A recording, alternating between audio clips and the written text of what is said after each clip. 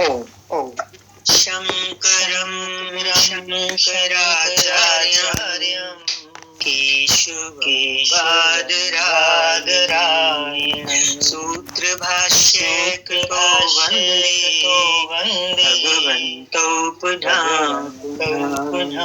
ईश्वरो गुरुरात्मेति भेदविभागिने व्योमवद्व्याप्तदेहाय दक्षिणामूर्तये श्रीदक्षिणामूर्तये। विवेक चूड़ामणि, 9वां प्रकरण। विवेक चूड़ामणि।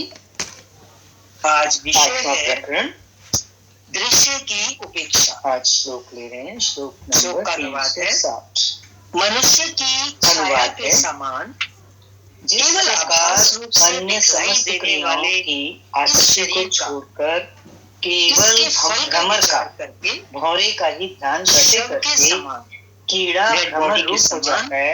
उसी प्रकार योगी एक निष्ठ होकर परमात्म तत्व का चिंतन करते करते परमात्म भाव को ही प्राप्त हो जाता है। कर देने पर कैसे सिंपल है अनुवाद, इसका व्याख्या देख रहे हैं। बात कर देने पर महात्मा निरंतर एक ही वस्तु की एकाग्र चित्त होकर निरंतर धारणा करने से एक ही चीज का ध्यान दे तो महात्मा मानो कि ये लगातार चिंतन। माना कहने का क्या तात्पर्य है कि वो चिंतन करने वाले का रूप ही परिवार करते हुए व्याख्या है उस कीड़े का। महात्मा गण एक बार केंद्रित ज्ञान प्राप्त करके जब समस्त भ्रमर का जो उदाहरण दिया, उदाहरण किस चीज का है कि नेति कर ऐसी शक्ति है यदि उसको किसी एक पॉइंट पर फोकस कर दिया जाए, केंद्रित कर दिया जाए तो कितनी शक्तिशाली है ये शक्ति। उनमें कभी लिप्त नहीं होते। इसी शक्ति से कई प्रकार की बीमारियों का इलाज भी संभव है। आत्मा के रस का आस्वादन नहीं। पतंजल योग दर्शन के विभूति पाद में जिन सिद्धियों का वर्णन किया गया इसी संकल्प की विधियां लिप्त चित्त की संकल्प शक्ति, जिसमें उसका क्या करना होता है चित्त को एकाग्र करके और निर्मल जिसकी भी भावना की जाती है स्वरूप को वस्तु योगी को प्राप्त हो जाती है तथा उसी के अनुसार घटनाएं घटित हो जाती हैं। ये कोई दैवी कृपा नहीं बल्कि स्वयं की हमारी अपनी चित्त शक्ति के केंद्रित होने से फोकस होने से प्राप्त हो जाती है। तो जैसा मलमूत्र पड़ा हो तो दूर से हम उसका त्याग करें, निकल जाएगी बच्ची। ऐसे ही हमारा ये यदि वह भौतिक पदार्थों की कामना करता है तो उसे वे प्राप्त हो जाते हैं। मल रूप जड़ की उपाधि है, किंतु इनके प्रति आसक्ति का त्याग करने के लिए कह रहा है परमात्म भावना करता है विचारो वह स्वयं परमात्मा हो जाता है। देखो इसका तो हमें त्याग करना है, परमात्म भाव को और ऐसा त्याग कर दो कि फिर इसकी कभी याद भी मत करो, क्योंकि केंद्रित मुंह से निकाली हुई उगली हुई तरफ लगा दिया उल्टी की हुई वस्तु परमात्मा तो याद करने पर तो वो स्वयं ही परमात्मा उल्टी बिगाड़ने वाली ही क्यों? क्योंकि वे उस याद भी मत करो, केवल भ्रमवश अपने को जीव समझ। व्याख्या जो जिसने अपनी आत्मा रूपी चिदानंद भ्रम है जब वो दूर हो जाता है तो दूर होकर ईश्वर रूपी हो जाता है। मल में जड़ मनुष्य में सभी प्रकार की का पूर्ण रूपे का विकास तरह से प्रतिभा में त्याग कर देना चाहिए। सोई हुई प्रतिभा का विकास इस वस्तु को घृणित समझ किया जा सकता है। चित्त त्याग दिया है उसकी तो फिर याद करना घृणा पैदा करने वाली ही तो होगी। अगला श्लोक का अनुवाद देख रहे हैं। गंदगी में परमात्म तत्व अत्यंत सूक्ष्म, एक बार घृणित चीज का हमने त्याग कर दिया और हम दोबारा उसकी याद करें अति शुद्ध बुद्धि तो वो कैसा होगा हमारा उसे हमारी याद या हमारा वो सुख जो हम उसमें लेंगे से जानना चाहिए। जैसे सुअर गंदगी जानने का क्या तरीका है? एक तो भ्रमर तो फूलों के रस का ही पान कर और ये वो गंदगी में लेकर नहीं होगा। कहने का तात्पर्य है एक बार आत्म रस का पान करने के बाद कैसी चाहिए जीवात्मा कभी वापस इस व्याख्या के माध्यम से जाए, इसकी याद भी न। इसका अर्थ मनुष्य की इंद्रियों का निर्माण इस प्रकार का है कि वे स्थूल पदार्थों का ही अनुभव कर सकते हैं। जो श्रेष्ठ महात्मा जन है तथा उन्हीं को देख सकते हैं, वो इस स्थूल और सूक्ष्म पदार्थ को उनसे नहीं देखे जा सकते। मूल कारण माया के सहित सूक्ष्म चीज हो तो दूरबीन का प्रयोग करते ना, हमारी ये मूल कारण क्या माया से उत्पन्न हुआ है, इंद्रियां नहीं देख सकती। सूक्ष्म माया के सहित निर्विकल्प वे पदार्थ भी देखे जा सकते हैं जिनको आंखें नहीं देख सकती करके, किंतु स्वयं परमात्मा इससे भी कई गुना स्वरूप से स्थित रहे, और वह कोई पदार्थ या अणु ऐसा भी नहीं है जिसे सूक्ष्मदर्शी से देखा जा सके अथवा उसे टेस्ट से किया जा सके और परीक्षण कर ले। उसका सीक्वेंस इसे तो जानने की विधि केवल पहले तो ये बताया कि समाधि अवस्था जगत का कारण माया, और समाधि अवस्था में भी श्रेष्ठ महात्मा निर्मल शब्द के विषय कर लिया तो अब वो अपने निर्विकल्प सत्स्वरूप ब्रह्माग्नि में क्यों बिल्कुल शुद्ध बुद्धि उनकी स्थिति क्या है आगे कह रहे हैं। थोड़ा सा भी विचार उनका सत्स्वरूप किसी दूसरे विषय का, और वो सत्स्वरूप ब्राह्मणी स्थिति कैसी निर्विकल्प है, संकल्प विकल्प से ऊपर है, और समाधि की अवस्था उसमें इसके लिए जगत को भस्म अंतःकरण की बिल्कुल माया को भस्म करके बिल्कुल विचारों से खाली, और फिर वो शून्यता की स्थिति विशुद्ध बोधानंद स्वरूप से स्थित रहते हैं। उनकी स्थिति कहाँ हो जाती है?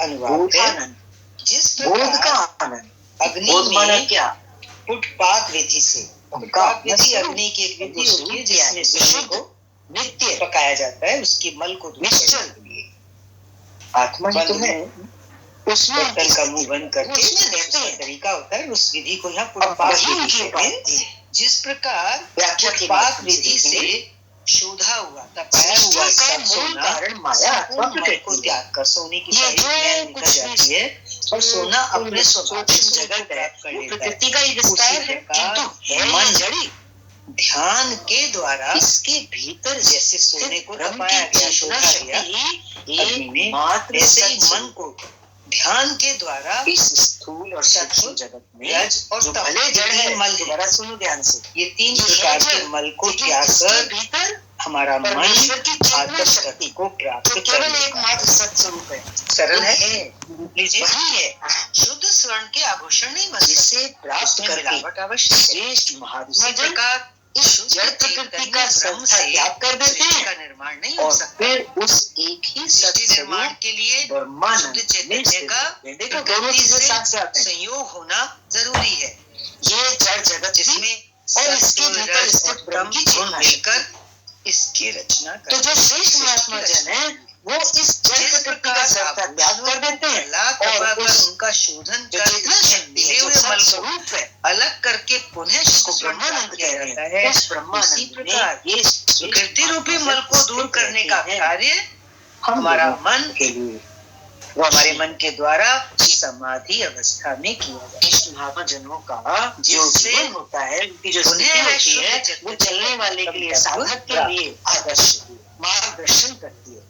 ये कार्य विज्ञान की प्रयोगशाला में संभव नहीं है, ज्ञान स्वरूप है ना, इसलिए विज्ञान उसे नहीं जान पाया। ब्रह्मानंद, ब्रह्म का आनंद, उसकी प्रयोगशाला तो क्या है, केवल प्राप्त करके योगी प्रकृति को उसी प्रकार भस्म कर देता है जिस प्रकार को ही करना पड़ेगा।